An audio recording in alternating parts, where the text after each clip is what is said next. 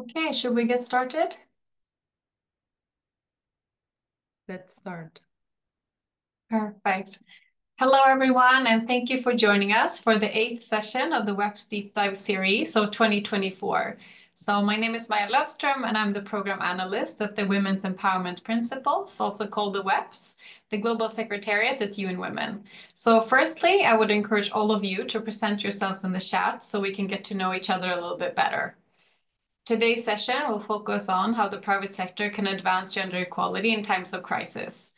Whether the crisis is economic, social, environmental, or conflict-related, these events often deepen existing inequalities, particularly affecting women and girls. The private sector has the potential to drive this positive change by adopting gender-responsive strategies that support not only the workforce, but also communities in which they operate. So this session will highlight practical examples of how companies are promoting gender equality and ensuring resilience during crisis recovery efforts. We will also hear from businesses that are integrating women's empowerment principles into the crisis response. But now let me go over today's agenda. We will begin with the opening remarks from Anna Falth, our global head of the WEPs Secretariat at UN Women. Then we will hear from today's distinguished speakers, Pienaar from IOM, Begum Mutus from Yıldız Holding, and Sung-In Marshall from Adidas. So after these presentations, we'll proceed to a roundtable discussion, a Q&A session, where we will dive deeper into these topics. So before we proceed, here are a few logistical details. So you can submit your questions via the Q&A function at the bottom of your screen at any time during the webinar. And if you would like to communicate with others or present yourself, like I said before, feel free to use the chat function. So this webinar is being recorded and it will be available on weps.org, the website, after the event. And when the webinar concludes, a short evaluation survey will pop up. We would really appreciate if you could take a moment to complete it because your feedback will help us improve our future content. We will also have 2 polls in this webinar to get to know you a little bit better and for you to know who is here today. So the first poll I will actually launch now to gauge your familiarity with the WEPs. And we will leave it up for a minute as well, just so that you have the time to answer it.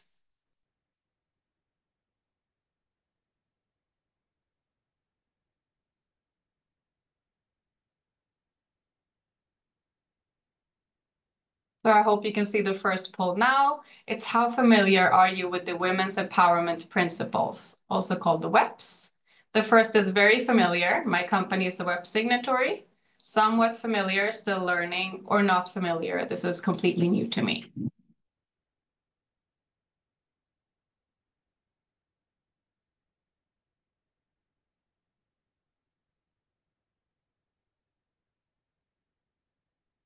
Okay, I think we have landed. I would end the poll and share the results with you.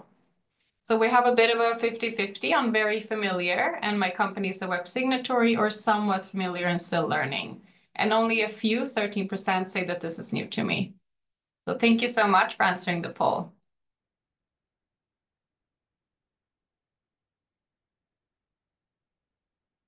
And now I'd like to officially start today's session by inviting Anna Falth to deliver the opening remarks. Anna, the floor is yours.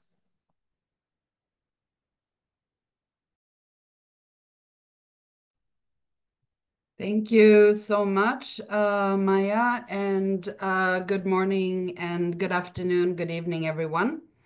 Thank you for joining us today to discuss an important topic that affects all of us, private sector action to advance gender equality in times of crisis. This webinar series is part of a year-long focus of the 12 critical areas of concern of the Beijing Platform for Action that was adopted by consensus by all UN member states in 1995. For those that are not familiar with the Beijing Platform for Action, I encourage you to look for it online. We started last month by focusing on women's leadership in climate action, and in November, we'll provide insights to action within the private sector on ending violence against women, and in December, our focus will be on AI. But back to the theme of crisis that we are addressing today. So when we think of crisis, many of us may think about conflict. And in fact, in 2022, more than 600 million women and girls lived in conflict-affected countries, a 50% increase since 2017. But today we are going to talk about crisis more broadly, be it armed conflict, economic crisis, environmental crisis, and climate change, health crisis and pandemics, drought and food crisis, and other emergencies and humanitarian crisis. No matter what the crisis, evidence show that crises disproportionately affect women and girls, as well as marginalized groups of people. Economic downturns tend to lead to increased job losses in sectors where women are predominantly employed. Similarly, during the COVID-19 pandemic, women were more likely to lose their jobs compared to men, and an estimated 47 million women were pushed into extreme poverty. Violence against women increases as well, and often spikes during and after a crisis. During crisis, access to resources, healthcare, support system tend to diminish, putting vulnerable communities at greater risk. And it has been estimated that women are nearly 8 times more likely to live in extreme poverty in conflict-affected areas. During these challenges moments, the private sector has a power to make a profound impact. Whether to provide long-term or immediate support to local communities in form of shelters, supplies, livelihoods, food, healthcare, water, and energy. Research showed that gender-diverse organizations are more innovative and better equipped to navigate uncertainty. They also boost employee morale. And we have witnessed, for example, during the COVID pandemic, that crises present also unique opportunities for innovation. So today we will explore how business can lead the way, whether internally, through more robust and inclusive policies and practices that make them more resilient, or through market and community engagement, supporting women and girls and women-owned businesses. Our speakers will highlight inspiring examples of how they have stepped up during times of crisis, implementing impactful initiatives that empower women.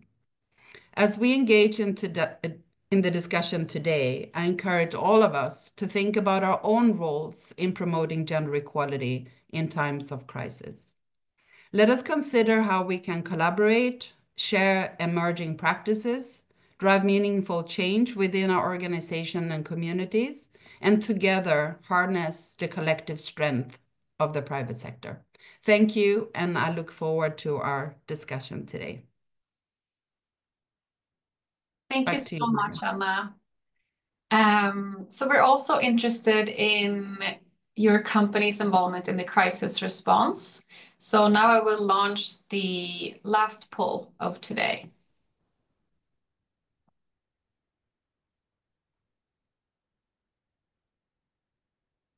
So the question is, has your company taken specific actions to support gender equality during times of crisis?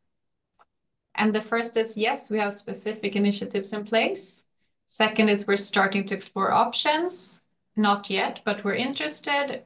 Or no, we haven't focused on this area yet. So I can see a lot of responses coming in. And we'll give you a second.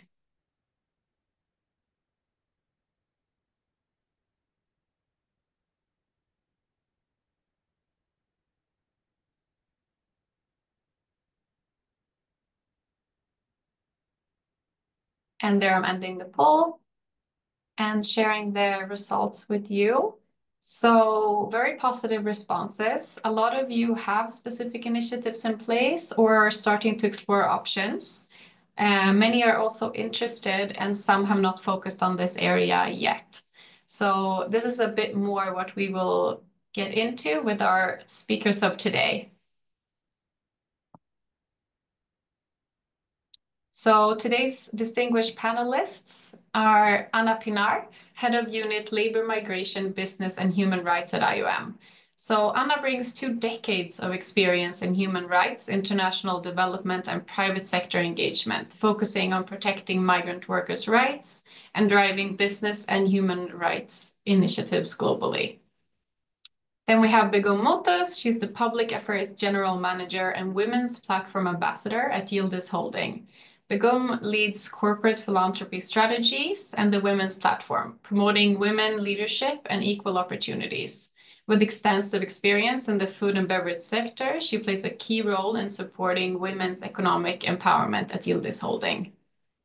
Then we have Sungin Marshall, the Senior Manager, Social and Environmental Affairs at Adidas. Sungin oversees projects addressing human rights risks in the supply chain and co-leads the implementation of gender equality strategies for Adidas business partners. And following these presentations, we'll have a roundtable discussion and a Q&A where you can engage directly with our panelists. And now I will hand over to Anna from IOM. Thank you very much, Maja, and it's great to be with you all. Thank you for having me. As Maja said, my name is Anna Pienaar. I'm with International Organization for Migration. Actually recently joined from the Responsible Business Alliance. So I'm going to talk to you today about a couple of examples. IOM does a broad range of work in the settings of humanitarian crises, conflict, related to climate change, migration. IOM is often on the ground providing direct services. We also have an extensive portfolio of work in the area of human rights and business. So across Southeast Asia and many other countries, we do provide direct support to companies on human rights due diligence. But because it doesn't specifically relate to crisis situations as much, I'm going to focus more on these types of opportunities for the private sector to really step up and provide opportunities for gender equality, specifically on women's economic empowerment and support in these times of crises. So there's, again, as I said, there's multiple different areas of intervention that IOM does. And depending on the type of business, we have many partners that engage on specific things. For instance, Airbnb, providing accommodation, which is often the case, is a huge need in situations of crisis and with people migrating or forcibly displaced. So we can go to the next slide. I'm going to give you just a couple of different case studies, which I found very interesting in our overall project portfolio that give some concrete examples, because I think what the goal of this webinar was to really provide some practical things that can be learned from and best practices that can be shared. So that's what I'm really going to try to highlight here. I'm going to talk about 3 of these projects, but just to give you a sense, there's obviously a global portfolio, 170 countries that IOM is present in. And there's a lot more than this, but there's also a lot on our website that you can go and do further research. So we'll go to the next slide.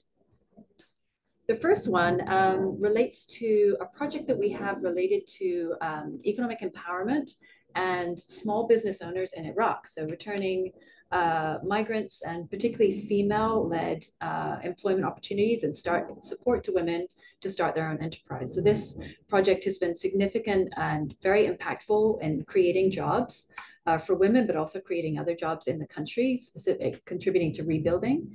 But it also focuses and brings in private sector expertise on access to finance, rotating savings groups, mentorship, and that kind of thing. So it's been a very impactful program. And the private sector, obviously, it's connected to businesses, women-led businesses, and small enterprises.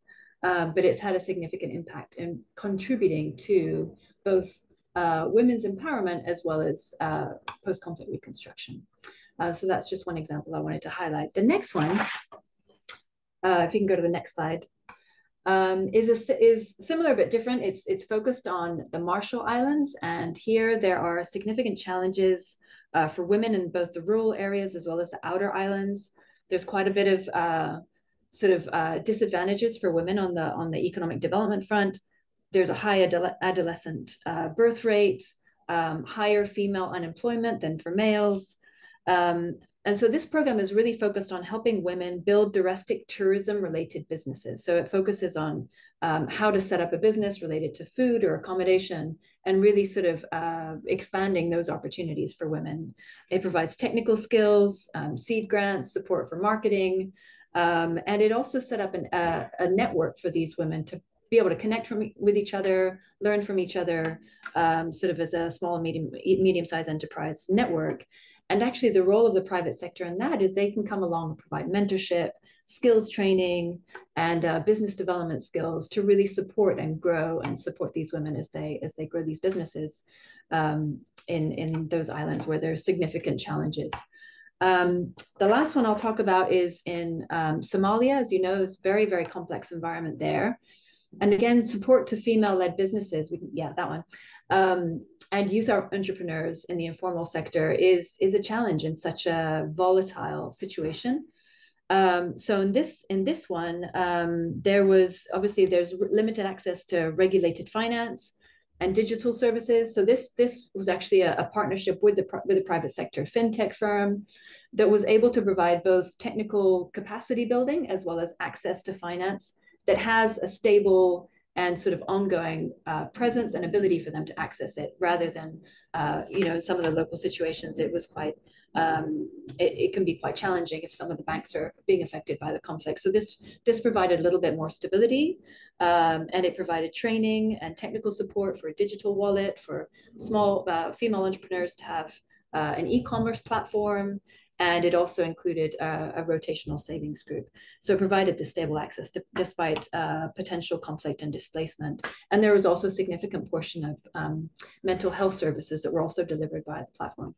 So these are just some examples of projects that are ways in which the private sector can come alongside and support. And I think one of the main things that I found as I was reading about all these different projects is really the need for private sector to come alongside and do as much as they can to support, and also the networking, the ability to kind of bring people together for peer learning, peer support, but then also best practice sharing as they're dealing, especially in times of conflict, and especially the extra support that might be needed to identify barriers for economic empowerment to women, or barriers to be able to either access jobs or start their own businesses or keep their own businesses. As you know, with the multiple crises that are happening around the world, that's going to be increasingly important. So I'll leave it there and look forward to the conversation. Thank you. Thank you so much, Anna. I will now hand over to Begum from Yıldız Holding. Yeah, hi everyone. This is Begum Mutus, and I'm the ambassador of Yıldız Holding's Women's Platform. And before I start talking about how we are creating an impact during the crisis to women in the society, I would like to introduce my company. So Yıldız Holding it has started with a biscuit production in Istanbul in 1944. And now we are delivering to over 4 billion people in 5 continents with more than 300 brands. So as Yıldız Holding and its companies, we believe that sustainable future on a global scale is only possible with the active participation of women in all areas of life, particularly in the business world. So with this belief, we prioritize ensuring equal and active participation of women in the workforce. So we see it as a responsibility to lead in empowering women in the business world, and we support equal opportunities for a better future. So with this understanding, we created a women's platform, Yıldız Holding Women's Platform, in 2021. We took an important step toward transforming the culture of equal opportunity across all our companies globally into a stronger and more lasting structure.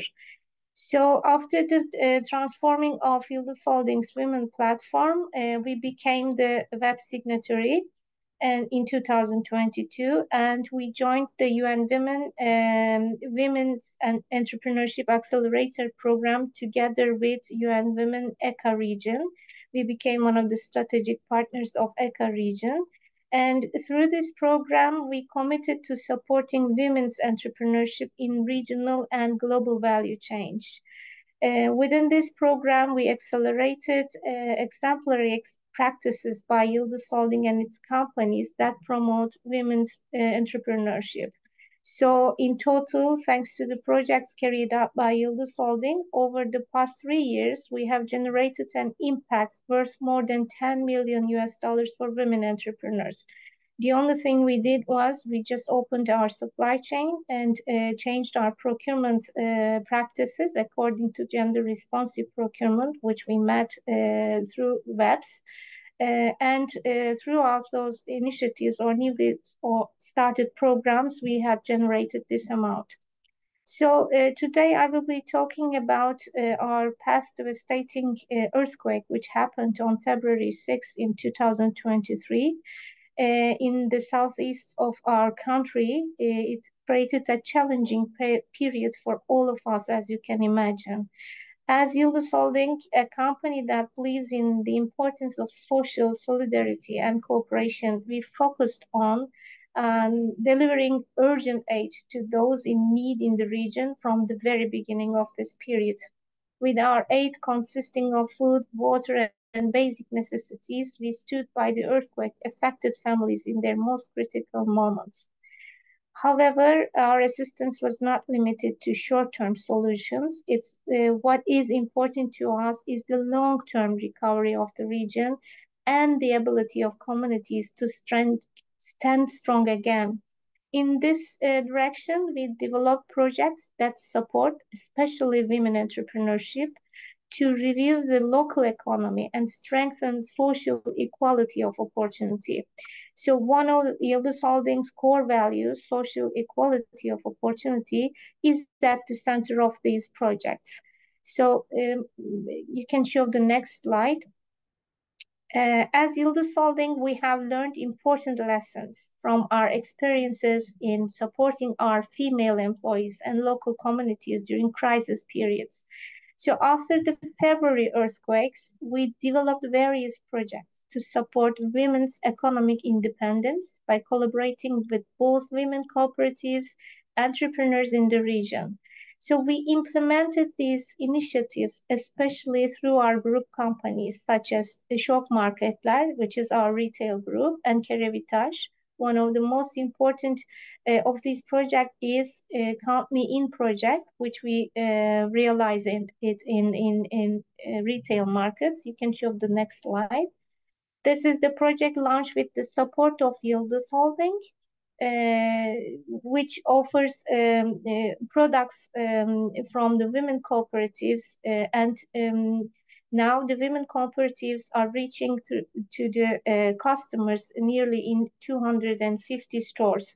Once the program was started, it was only in 10 markets, and within just 3 months, we expanded the program to 250 stores because women are really sensitive to support the other women. So this collaboration not only strengthens the economic independence of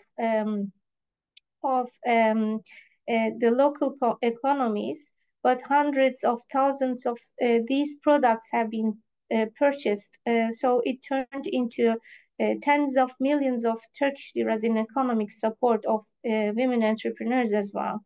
So the project not only ensures social equality of opportunity, but also reveals the potential for the women entrepreneurs to lead during crisis periods.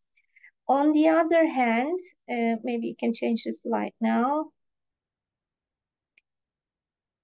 On the other hand, our leading frozen food brand of Kerevitaş, which is super fresh, is running the Women Stars of Agriculture project with the support of Ministry of Agriculture and Forestry in Turkey. This is aimed at empowering women farmers in crisis period.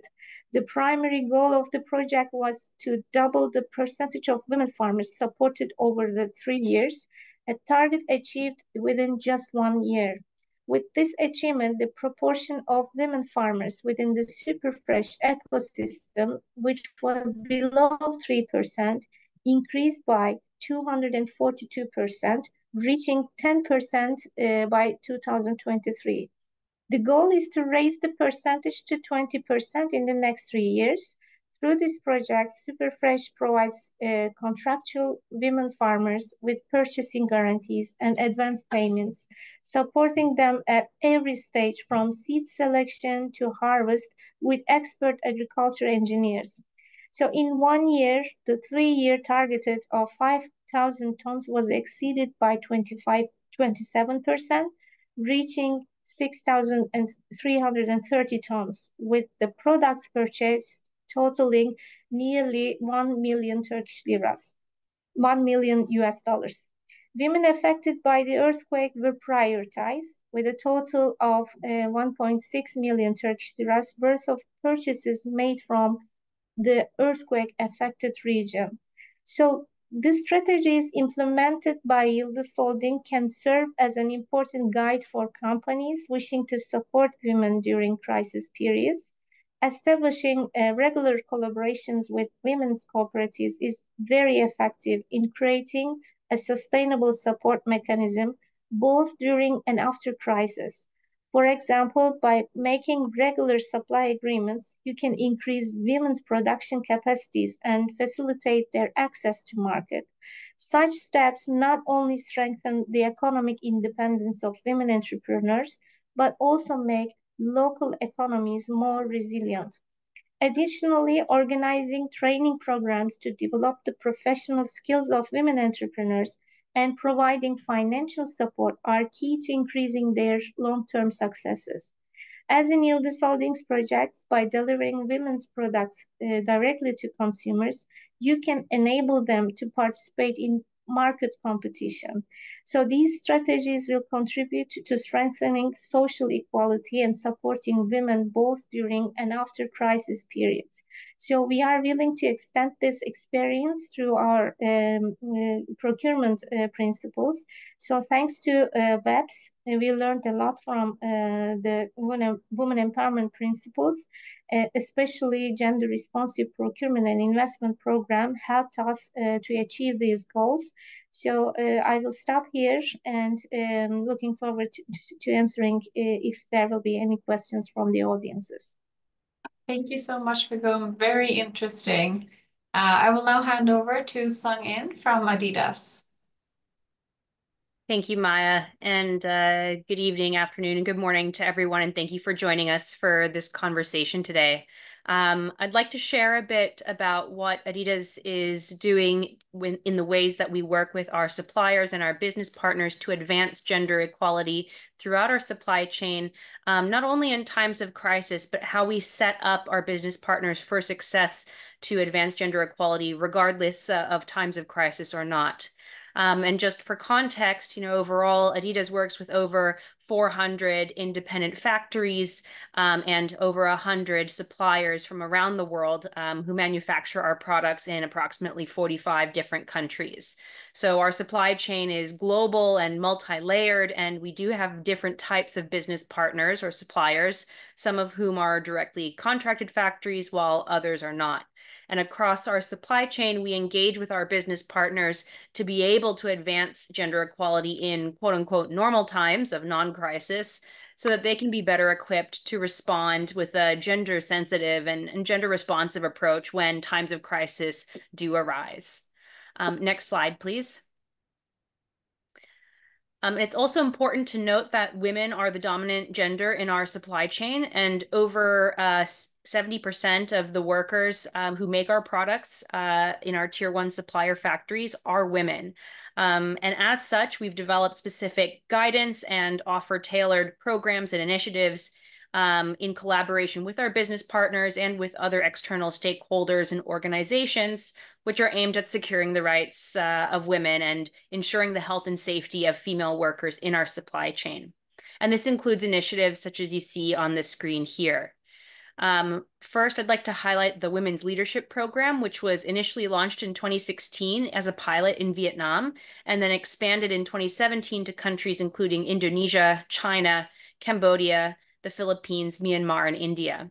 And since then, to date, over 4,300 female supervisors in our strategic supplier factories have joined the program and have benefited from training modules to support their own career development and job promotion.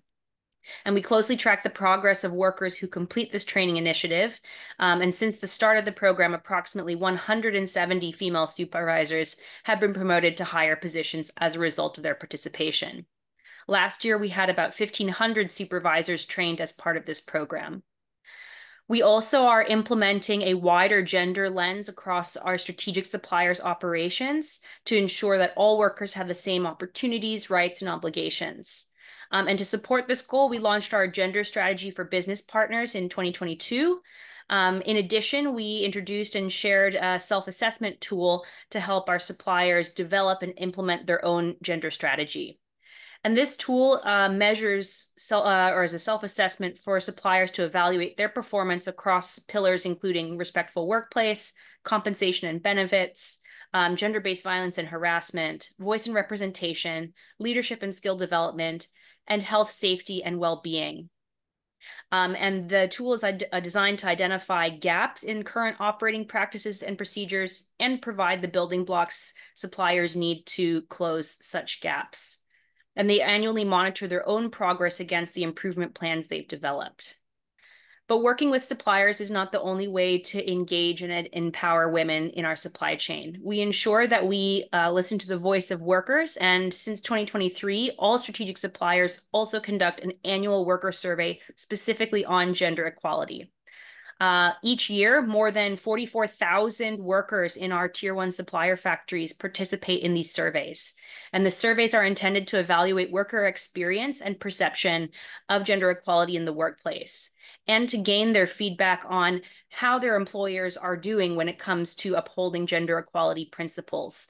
It also provides suppliers with a reference point for continuous improvement. We also provide training and capacity building to support our business partners in building the skills needed to advance gender equality in our work in our supply chain. Over the last year, we've implemented a series of training modules on preventing and addressing gender-based violence and harassment in the workplace. And next year, such training modules will focus on fair compensation, specifically the concepts of equal pay for equal work and gender pay equity. So these programs, which are ongoing, are designed to build the knowledge and capacity of our suppliers to apply this gender-sensitive and gender-responsive approach to all of their employment practices, even during the best of times or normal circumstances. Having said that, we recognize that there are situations in which a different approach might be required, and responding to the specific needs of a particular crisis or incident requires a gender-sensitive approach. So if we could go on to the next slide, please. I'd like to share one example from the last few years in how we have supported our business partners in responding to particular crises. So this is a case example for providing support to workers during the political instability in Myanmar. Through the work of our business partners in Myanmar, we indirectly employ over 20,000 workers, the majority of whom are women. And these female workers in Myanmar sustain and support their family members at a time when many households in Myanmar have lost other sources of income due to the coup in February 2021. World Bank data has noted that the country's economy has shrunk by almost 30%. Inflation has resulted in price increases of 40 to 50%. And these are results of an ongoing, conflict situation that affects workers who are employed in these factories. We also recognize that the risk as a result of the ongoing conflict of food insecurity and poverty has increased significantly. In response to that, we've engaged with our business partners through a couple of different measures. One is providing financial support in 2021 during the initial phases of the coup, where all suppliers were requested to issue welfare support allowance payments to workers in lieu of regular payroll during extended periods of closure following the coup. And these payments were intended to prevent workers' livelihoods from being disrupted or negatively affected by a work stoppage, and to ensure that they had adequate financial resources to support their needs. Similarly, we've provided guidance to our suppliers on wage adjustments. And until earlier in 2024, the minimum wage in Myanmar had not been amended since 2018. So the pace of inflation and prices were outpacing minimum wage. And to mitigate the risk of insufficient wages, we proactively engage with our suppliers to provide a hardship allowance to offset this cost of living pressure. Our suppliers also provided additional support in the form of essential goods, for example, rice, cooking oil, other dry household goods, so that workers could get through this time of crisis. Next slide, please. And so, although that's just one example, I think the takeaway is that there are a few different ways that the private sector, regardless of, whether the company is large or small, but private sector actors can play a role in addressing women's needs during a crisis, from immediate relief and response to recovery and resilience and long-term sustainability. As a global brand and company, we do provide humanitarian relief as an additional social and humanitarian component to our efforts. In cases of natural disasters and other crises, we stand with the communities in the markets and sourcing locations that we have a presence during challenging times, whether that's conflict, natural disaster, or others. And by engaging in emergencies through assistance and relief, we can play a role in reducing the negative impact or the suffering of people in vulnerable communities. And that relief is often gender responsive simply due to the nature of the people we employ through our business partners in our supply chain. Similarly, we're committed to recovery and resilience, particularly by supporting our suppliers in a return to normal business as quickly as possible when it's safe to do so that livelihoods can be protected and employment can be sustained. And again, this also supports resilience and recovery. And finally, for long-term sustainable change, we often do engage in partnership and collaboration of various kinds to ensure sustained livelihoods and ultimately women's empowerment. And this also includes collaboration between the government and the private sector, local businesses, in our case, this is often our supplier factories, and those affected by crisis. And these partnerships and collaboration are designed to strengthen local economies, to bounce back, and ultimately maintain that ability to empower women through long-term employment and livelihoods. So I will stop there and happy to take any questions as we continue. Thank you so much, Sangin. Very interesting. So now we will go on to the roundtable discussion and Q&A. So you can submit your questions in the Q&A box and we will address them shortly. I'll now hand over to Anna Falth to moderate the session. Thank you so much. These were very inspiring examples from all of you. And I think our participants have made a number of comments saying that they were indeed very inspiring. So we have already received a number of questions. One is and if you have, I see, Anna, you have already posted the link to any of these examples. If Begum and Sungin also have example in writing, people are looking for them. And of course, we will share the recording of this session as well afterwards. There was some, I will bring some of the questions. One was, how do you fund these initiatives?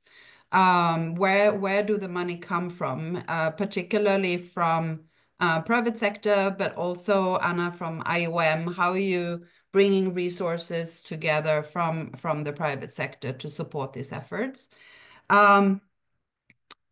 There was also a question about challenges. What are the challenges in all this work and how have you overcome these challenges?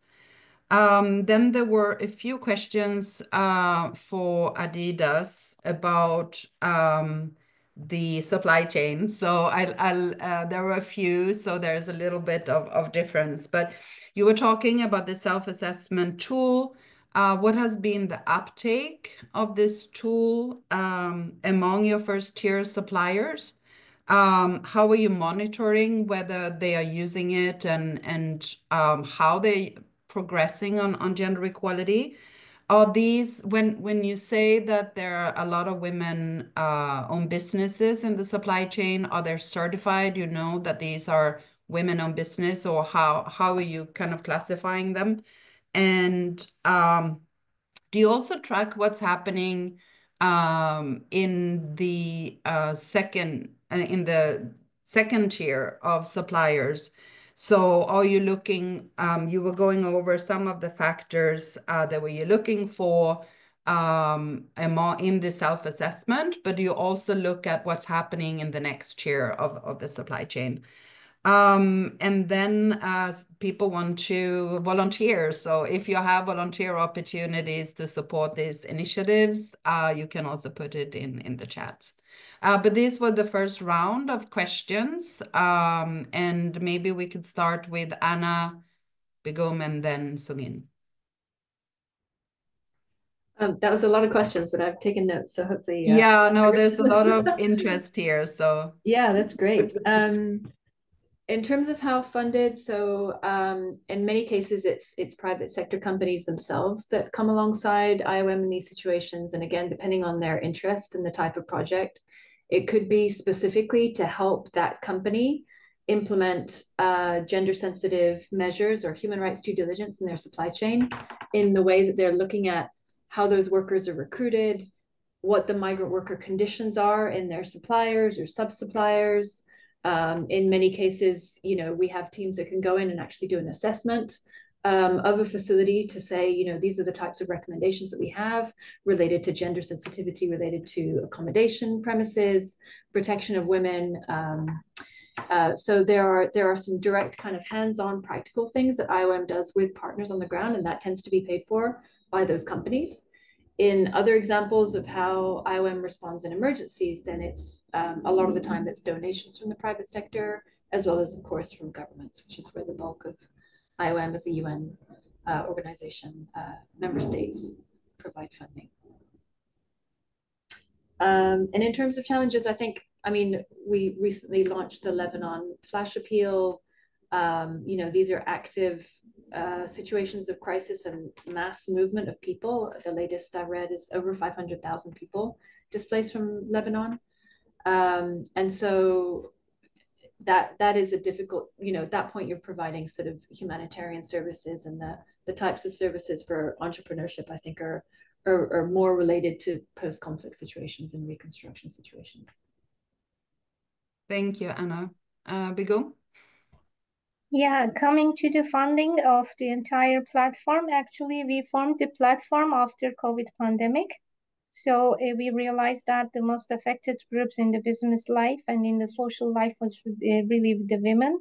So we decided to create a platform where all the holding companies can make the ownership and support the women employees internally, and also have ambition to support the women externally.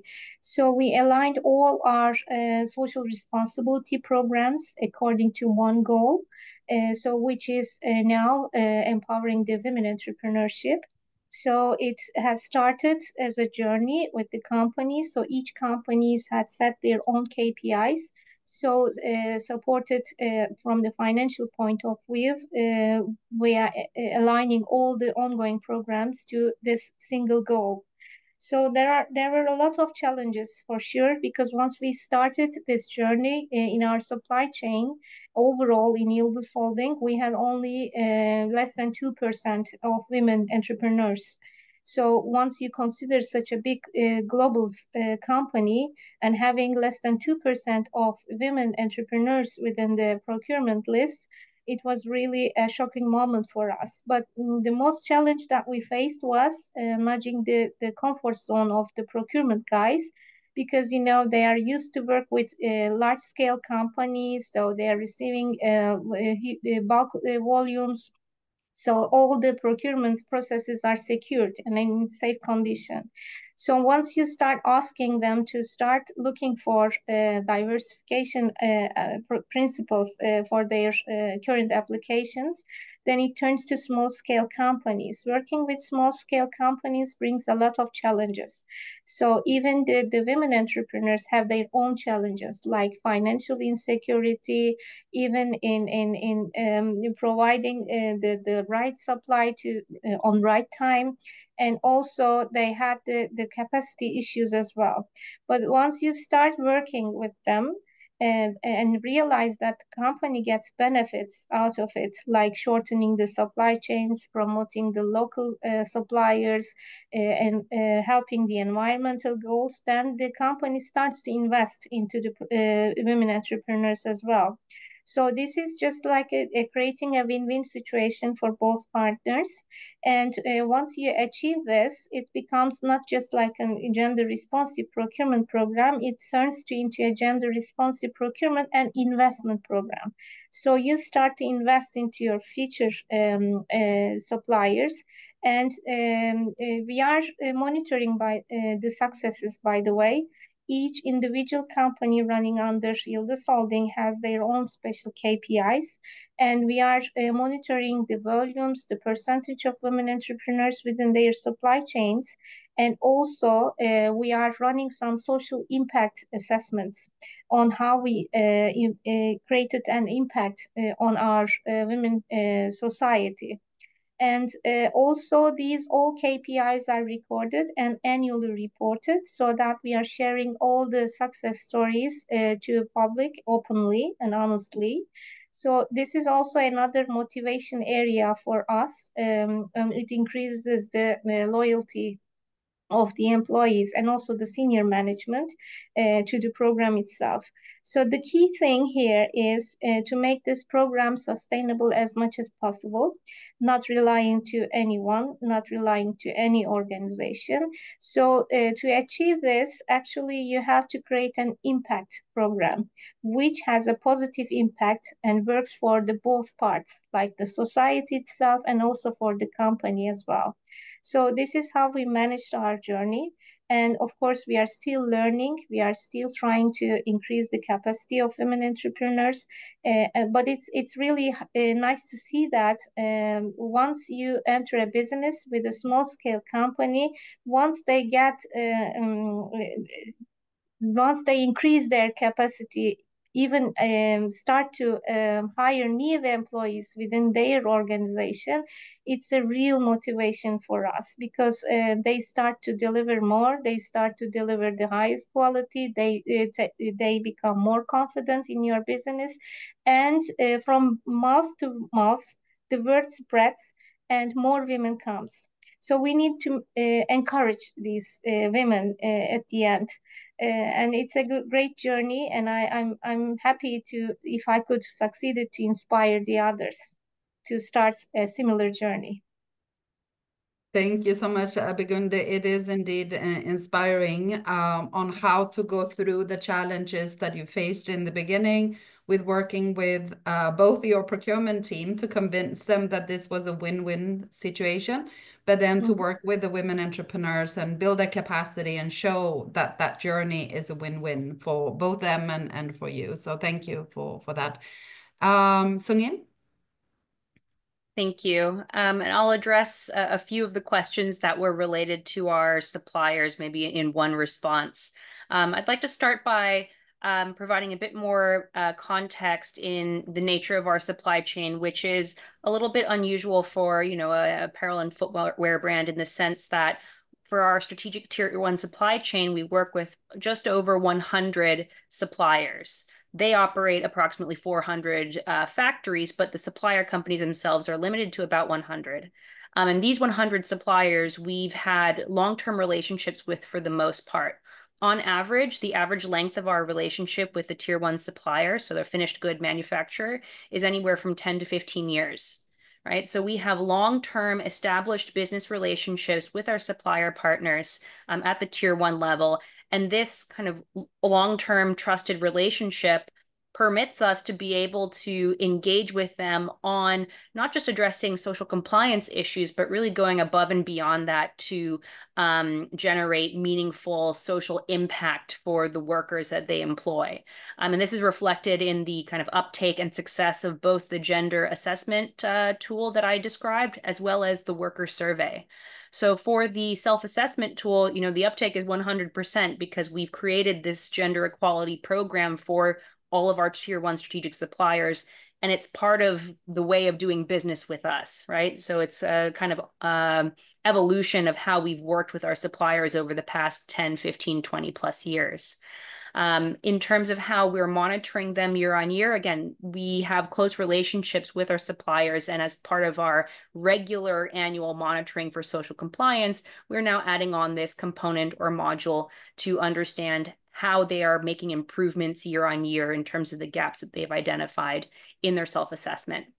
And they'll keep doing self-assessment year on year to see that they are demonstrating, positive improvements, and we are evaluating them on that kind of effort to close the gaps where possible, and that's supplemented as well by worker perception. So in general, our wider social compliance program does value sustained positive performance over time. So we have a social impact KPI, or SKPI, that evaluates our suppliers' performance year on year.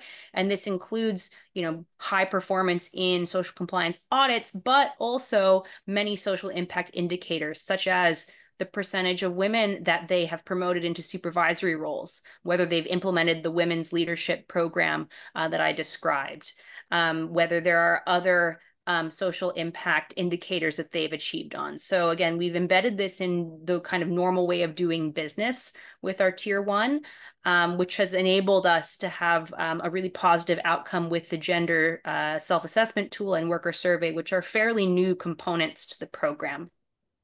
There was a question about tier 2 and beyond. So whilst we work with approximately 100 tier 1 suppliers, our tier 2 supply chain is 2,000 plus different suppliers. And the program is at a kind of less mature state because of the sheer volume of tier 2 suppliers that we work with. So regarding the gender equality efforts, at this moment, we're really just focusing on our tier 1. We hope to begin to expand that to some of our strategic tier 2 suppliers, those which are in coverage of our social compliance program. But that is a kind of evolving program at this stage. And also particularly notable is, our leverage or the kind of volume of business that we do at the tier 2 level isn't as high at each facility as it is at tier 1. And I think leverage is an important factor when it comes to how we can work together to really implement positive impact programs. A couple of the other questions that were raised were around women-owned suppliers and any kind of certification to that effect. We are not currently using any certification for women-owned business. We do have, females in various either supervisory or executive roles across our different tier 1 strategic suppliers, but we're not evaluating at this moment that through certifications. And, I think perhaps maybe the last point, because both Anna and Begum have commented on this, in terms of funding, I think I described 2 main activities. One is around humanitarian kind of relief or the immediate assistance in a time of crisis, say natural disaster or perhaps conflict. And we do provide humanitarian relief through our charitable giving and donations program. So that's part of our corporate giving, which is one aspect of how certain programs may be funded. And then the other half, in terms of how we engage with our suppliers and generate impact, the example that I shared from Myanmar, those costs of increased wages, et cetera, that becomes part of the cost of doing business. So if workers receive that kind of one-time allowance increase, that ultimately comes back to us in terms of materials or product prices. Thank you so much, Sungin. I think all of this is leading to more questions, and thanks everyone for this. We'll take another round. Very interesting questions indeed. One is for all of you, how you are supporting women as the last mile, or as we say in the SDG language, leave no women and girls behind. How are you making sure that these women are also benefiting from your initiatives? How can companies participating today join up? As I mentioned before, there were some people that would like to volunteer as individuals, but it seems to also be an interest in how do companies join up and can support these initiatives. Specific policies on health and safety of women workers. You mentioned, Sungin, sorry, that you were touching in the self-assessment about the health issues. So maybe something around that, but also for others, particularly in the supply chain, and not only for workers, but in the supply chain. And there was also an interesting question about how do you link these initiatives with being a WEP signatory? Has that been communicated that you are a WEP signatory and have done the work internally and are also doing this external work in the marketplace and community? So I think there was also one other question. I'll take it since we might get more in the last round. Our company is only starting with our initiatives on gender equality in the workplace. Do you have any recommendations on how we can level off the entire company in terms of awareness and appreciation for gender equality? So maybe we'll start with you, Sung-in, and then we'll move in the other direction, and we end with Anna. Sure, thank you. I know there were a range of different topics that was raised, but I think probably the quickest question to answer is related to policies regarding the health and safety of women workers in our supply chain. And I'll put in the chat momentarily a link to our policies, which includes our code of conduct for suppliers, which are our workplace standards, and that covers the ILO conventions topics, including health and safety, as well as labor rights and environmental protection. And on the same page, we include additional resources which are publicly available, but are also part of our guidance to suppliers. So we have our guidelines on employment standards, and this is how do we implement the workplace standards. So for health and safety, for example, what are some of the risks that might be commonplace in a tier 1 facility, and how can suppliers prevent and mitigate health and safety risks? We also have specific health and safety guidelines in addition to environmental guidelines as well. And so I'll share in the chat links to that, and you can read the different guidelines and standards in detail. I will say that, those are general guidelines for all workers. And as we've launched our gender strategy for business partners in 2022, we are working with our supply chain to have gender specific or apply that gender lens to health and safety in the workplace. So in the self-assessment tool, the questions related to health, safety, and well-being include how are suppliers providing support for prenatal health education, postnatal health care, early child care in the workplace, other facilities for new mothers or pregnant workers, etc. And so whilst some of those questions are often mandated by law in many of the countries where our suppliers operate, some are not, and we're trying to drive best practice in terms of women's health in the workplace with this gender self-assessment tool. So you'll note that, the policies that I'll share are generic, but we are working now towards applying a gender-specific lens to that. Maybe I'll pause there because I know we're short on time, and I'd like to let the other panelists speak. Great, thank you. Begum? Yeah, becoming one of the signatories of WEPs was a really critical milestone for us, because we have started investigating on which area we can prioritize. Because when it comes to empowering women, it's a very wide area. So once you align your programs to a single goal, then it's easier to move forward. So we have collaborated with partners. The partnership is really crucial here. So one of the partners is supporting our programs was the Ministry of Agriculture, because there are suppliers for sure all around. So even the half of the population is women, and it is really hard to find the women entrepreneurs who might be your supplier. So we made a collaboration with official authorities, including Ministry of Agriculture. And in our case, for instance, once we were working with the farmers, in Turkey, 2.5 million people are working in the farming business. And 45% is nearly women, but unfortunately 75% of them are unregistered. So these are lost people. They have no bank account, no security, no insurance, anything. So it was really the target to find out these women and to put them into the system so that they can have all the security insurances as well. So we collaborated with Ministry of Agriculture. First, we started with the registered ones. So we knew that these women will bring more women.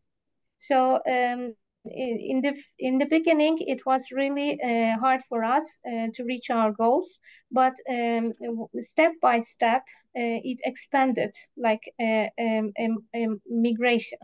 So we used all the communication channels. We made advertisements, we made advertorials, we made a lot of speeches all around, and we made a call to action for the women entrepreneurs. So we announced that we opened our doors for you. And once we started sharing the success stories of those women, the more women started to came. So this is how we expanded the program itself. And the company announced that all the companies, let's say, they will not have any ambition to make profit out of women entrepreneurs. This is a starting program, and we are piloting it for making it more sustainable. And throughout those initiatives, women started to earn the money that they need to invest to grow their businesses. So we didn't offer them too much incentives because all the suppliers are crucial for a big multinational. So only the incentives we provided them was just like an early payment or training or mentoring during their productions and supply. And throughout all these efforts, those programs within the last 3 years become our company's priority areas. And we are making a lot of communication activities to promote, to build over, to grow the program itself. So this is how we achieve actually. So I'm sorry, but I don't remember the other questions. There were a lot.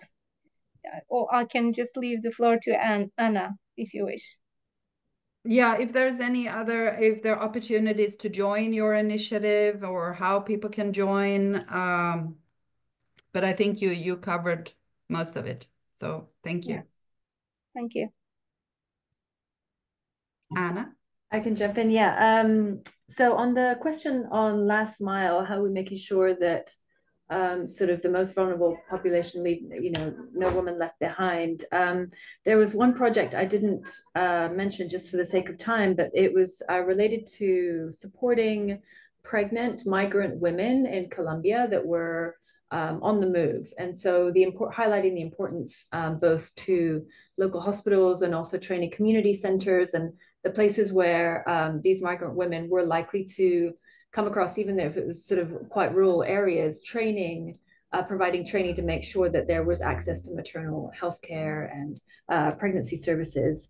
And just on that note, there was, and in answer also to the question on the reports that are available, I think really urging people to measure impact on women. How did this impact people's lives? How did it actually make a difference in their life? Qualitative and quantitative is very important to make sure that there's just an effect, making sure that we're actually measuring. And there was also a question about how we're communicating with stakeholders. And so also wanted to highlight the importance of engaging women, identifying their needs with them in a participatory way, making sure that we are being responsive to the needs that they themselves identify, is also kind of a key thing for program design and in considering how companies might want to engage in this. And then one last thing in terms of how companies can get engaged and support. From our perspective, we're really interested in providing job opportunities for migrants and people in need of international protection. So there's a number of different ways that, obviously people who are displaced and people also seeking refugee status in other countries, but they're coming with skills, they're coming with qualifications and experience, and in many ways can be a real benefit in addition to a company or to a country. For the economy, and then they can also obviously provide for their families back home through remittances. So really we see labor pathways, whether it's through hiring migrants who are in a country or hiring refugees through some of these official channels. They're called complementary pathways. There are multiple different ways that companies can engage in this through IOM as well as other international entities. So really encouraging just to really provide those opportunities, labor opportunities for migrants as well. Thank you, Anna. Yeah, we at UN Women also have initiatives like that. in particular in Brazil, where they've seen a lot of influx of migrants, and encouraging our web signatories to look at giving these women opportunities, and that's a very good way to start. But we have a few minutes left, so I would like to end with a round of recommendations for each of you. It seems like there are a lot of questions around how do I get started? How can I work on this? So any recommendations on that? There also seem to be a little bit of concern, who funds this? So any recommendations on, I know that you have already mentioned that this is part of day-to-day business.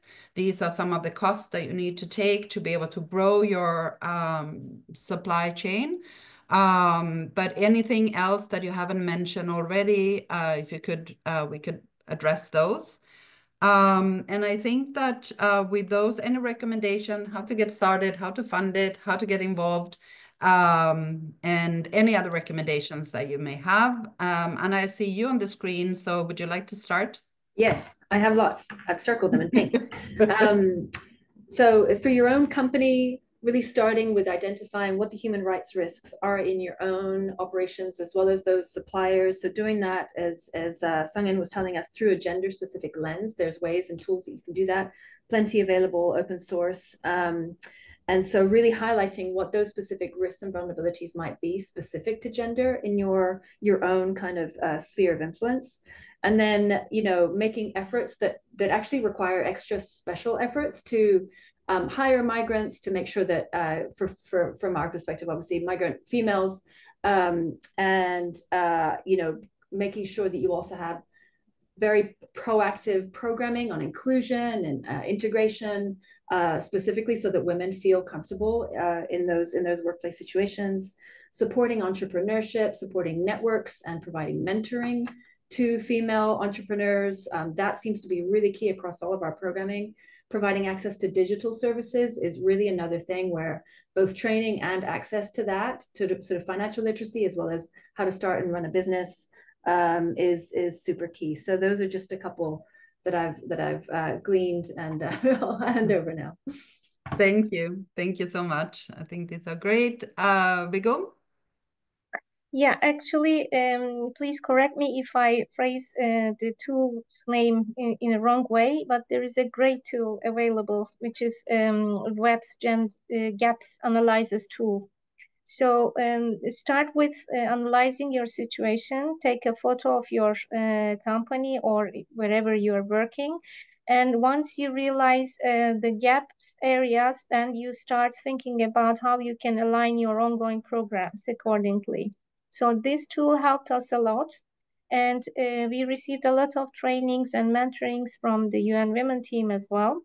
And after having all those evaluations, then the company started to strategically plan their own programs. So this was a real learning journey for us. First, take a photo of your initiative and try to see where you can focus on and how you can move faster.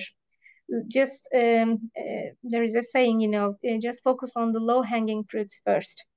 Keep it simple, keep it small, and step by step extend your programs to wider audiences, to wider societies, wider communities. So I already talked too much about our key initiatives related to gender responsive procurement program, but in order to make the ownership from your own employees, from your partners, you have to focus your internal business as well. Once we started this journey, we had only 36% of women employees working in the entire company. Now, amongst 80,000 people, we are 47%. And in the decision-making levels, all the different areas like the board structure had changed. So once you discover the cultural change by introducing diversity and inclusion practices in your organization, then you start to use another language for the inclusion, for the promotion of the vulnerable groups. Then the ownership increases, And if you have the senior management own the program by setting the first KPI for himself, then let the others to follow him, give a vision to the all employees which can support you in those programs, may be really helpful for you as well. And be open, be honest, make a reporting of your progresses, and try to learn from your failures and successes as well. This is all I can recommend for the audiences. Great, thank you so much, Begum. And Sungin? Thank you. And I won't repeat the very good recommendations that both Anna and Begum have mentioned, because I also fully agree that beginning with a very basic risk assessment, gap analysis, kind of general benchmark is an important starting point. So I will focus my response on this context of how do we support during times of crisis. And really the best way to do that is understanding the context. I provided an example of how we responded to the ongoing instability and also the risks of poverty and food insecurity in Myanmar, and understanding the context of that conflict and the impact it was having on workers in our supply chain was step one to being able to provide a solution that was effective. Whereas, in another context, for example, in 2016, we also engaged in Turkey to provide vocational training for Syrian refugees, who were employed in the cotton and agricultural sector, right? That's a completely different context, which required a different set of interventions. So I think the bottom line really is understanding how to combine the varying factors of right time, right place, right skills, and right opportunity, because that's really how businesses in the private sector can maximize their impact. And that'll be different from context to context. So understanding the operating environment, the nature of the crisis is an important starting point and one of my most fundamental recommendations. Thank you. Thank you. Thank you so much, everyone. All our panelists today have given us a lot of inspiration for do more and continue on this journey. But we also heard from the participants that have also shared what they are doing in their communities. And I think that we have a clear path from all of these recommendations. We will put it together in a summary after the closure of this webinar, together with the recording. But I understand, really starting from inside, build up the gender equality practices within the company so that you're ready and resilient when crisis hit in your community, in your country, or elsewhere, you would like to participate. So it's very important to start there. I have shared in the chat also, we have 2 assessment tools for WEPs. One is a general one on gender gap analysis tool that also Begum mentioned. But we also have a newer one that looks at what you can do in the supply chain. So it's also a self-assessment tool. So I would like to thank all of you. You've been joining us from all over the world. I've seen countries in basically every region. So I would like to thank everyone and each of the panelists, each of the participants for your great contributions to today. Thank you so much. Thank you. Just a reminder that there will be an evaluation survey that pops up once the webinar ends. So if you can please take a moment to provide your feedback, that would be great. Thank you so much. Thank you, Maja.